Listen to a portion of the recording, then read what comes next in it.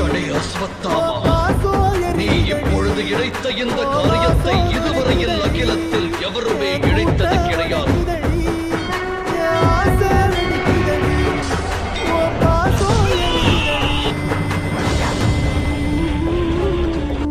நீ மரணத்தை கண்டு பயம் கொள்ளாதவன் அல்லவா? நான் உன்னிடமிருந்து உனது மரணத்தை பறிக்கின்றேன். அமரனாய் வாழ்வாய் என சாபம் வழங்குகிறேன்.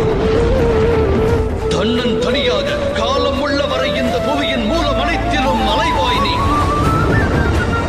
அனுக்ஷணமும் மரணத்தை வேண்டி பிரார்த்தனை செய்வாய், ஆனால் மரணத்தை பிராப்தம் பெற மாட்டாய்.